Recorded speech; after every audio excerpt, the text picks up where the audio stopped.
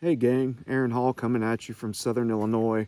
Just wanted to take a few minutes and put this video together for my pals over at AWOL and hopefully encourage or inspire some of you guys along the way as well.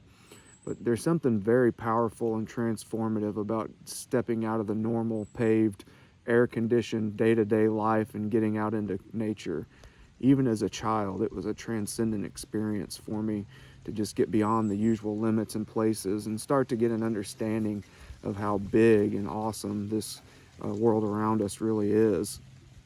However, it's only been here recently in the last few years that I've really started to get an understanding of what's happening, in my heart and soul when I get out here.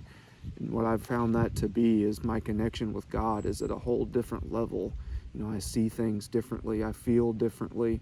I feel better, that whenever I'm out here, God's everywhere that we look out here in creation.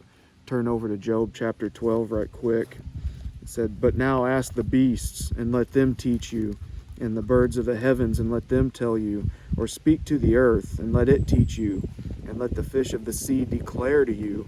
Who among all these does not know that the hand of the Lord has done this, in whose hand is the life of every living thing, and the breath of all mankind?" God's everywhere that we look out here. I see and feel him at a different level. I understand more about God, and I understand more about our Savior. Over in Romans chapter 1, it said his invisible attributes, his eternal power and divine nature have been clearly seen, being understood through what has been made, so that we are without excuse.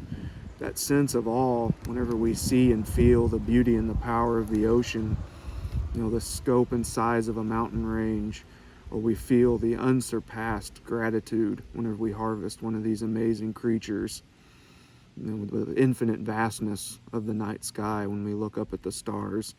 These are all visible examples of the invisible attributes of our great God. One last place I want to go right quick in the Bible. It's John chapter 1. In John 1, Jesus is referred to as the Word and also as the light. John tells us that Jesus was in the beginning with God. All things came into being through him, and apart from him nothing came into being that has come into being. In him was life, and the life was the light of men. The light shines in the darkness, and the darkness could not overpower it. We're worshiping we're not worshiping the creatures. We're not worshiping the creation. Guys, we're worshiping the Creator. It gets me excited to talk about this stuff. I'm pretty fired up about it, and I hope you are as well. Hope it's been an inspiration to you. I hope you can get understand what's going on with your connection with God out here. Or if it's not, God's not your thing so much, at least get to know yourself a little bit better.